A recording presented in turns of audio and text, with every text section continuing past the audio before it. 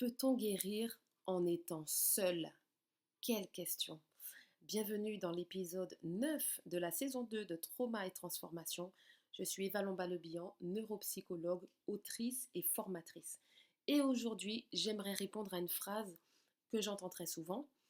Je préfère rester seule quelque temps. Je vais d'abord guérir et ensuite je pourrai vivre une relation saine. Cette intention est profondément respectable. Prendre soin de soi est essentiel. Faire un travail thérapeutique est précieux. Apprendre à mieux se connaître est indispensable. Mais j'aimerais aujourd'hui t'inviter à regarder les choses sous un autre angle. Et si certaines blessures ne pouvaient se transformer qu'au contact de l'autre? Nous sommes nombreux à croire que la guérison est un chemin solitaire. Pourtant, réfléchis un instant, où nos blessures relationnelles se sont-elles construites? Dans la relation. Avec un parent, avec un frère, avec une sœur, un enseignant, un premier amour, un partenaire.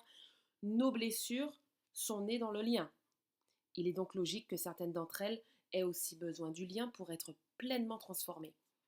Lorsque nous sommes seuls, beaucoup de choses semblent paisibles. Nous avons parfois l'impression que tout va bien. Puis une personne entre dans notre vie et soudain, nous avons peur qu'elle s'éloigne. Nous doutons davantage, nous attendons un message, nous nous sentons blessés par une remarque. Ce n'est pas la relation en soi qui crée ces réactions. En fait, la relation les révèle. Elle révèle ces réactions en nous. Et je crois que cette nuance change tout. Le lien à l'autre agit comme un révélateur de là où nous en sommes réellement. Il met en lumière ce qui était déjà présent en nous, mais qui restait silencieux tant que personne ne venait toucher cette partie de notre histoire. Cela peut être déstabilisant. Nous pouvons avoir l'impression, je comprends, de régresser. En réalité, nous découvrons simplement ce qui demande encore à être accueilli. La relation n'est pas seulement un lieu où on aime, elle peut aussi devenir un espace où l'on apprend, un espace où l'on expérimente une nouvelle façon d'être en lien. Peut-être qu'autrefois, tu n'osais jamais exprimer un besoin, aujourd'hui tu peux essayer. Peut-être qu'autrefois, tu te taisais par peur du conflit, aujourd'hui tu peux parler avec davantage de confiance. Peut-être qu'autrefois, tu pensais devoir tout gérer seul, aujourd'hui tu peux découvrir qu'il est possible d'être soutenu. Ce ne sont pas de grandes révolutions, mais ce sont de nouvelles expériences. Et ce sont ces expériences qui transforment progressivement notre manière d'aimer. Bien sûr, cela ne signifie pas que notre partenaire doit devenir notre thérapeute, ni qu'il est responsable de notre guérison. Chacun reste responsable de son propre chemin. Mais une relation suffisamment sécurisante peut devenir un espace où ce chemin prend vie. Un endroit où nous pouvons expérimenter, ajuster, apprendre et grandir peut nous permettre d'évoluer. Aujourd'hui, j'aimerais donc te laisser avec ces quelques questions.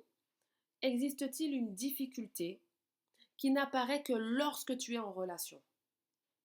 Que révèle-t-elle de ton histoire? Et si, au lieu de voir cette réaction comme un problème, tu la regardais comme une invitation à mieux te connaître? Prends quelques instants pour accueillir ces questions, tenter d'y répondre, car nous n'avons pas besoin d'être parfaitement guéris pour aimer. Et parfois, c'est justement dans une relation, et parfois dans une relation saine, que nous découvrons qu'une autre manière d'aimer est possible. Je te remercie pour ce moment partagé, pour ton écoute. Si cet épisode a résonné en toi, tu peux le partager à une personne qui pourrait en avoir besoin. Et si tu le souhaites, tu peux soutenir ce podcast et m'encourager pour les podcasts à venir en diffusant cette émission, en t'abonnant, en laissant un commentaire et en attribuant 5 étoiles à l'émission. Je te retrouve très bientôt pour un nouvel épisode de Trauma et Transformation. D'ici là, prends soin de toi, prends soin de ton cœur et souviens-toi, certaines blessures se révèlent dans le lien. Et c'est parfois aussi dans le lien qu'elles trouvent enfin un chemin vers la guérison. Nous ne guérissons pas seulement pour aimer, nous guérissons aussi en apprenant jour après jour à aimer autrement. À bientôt!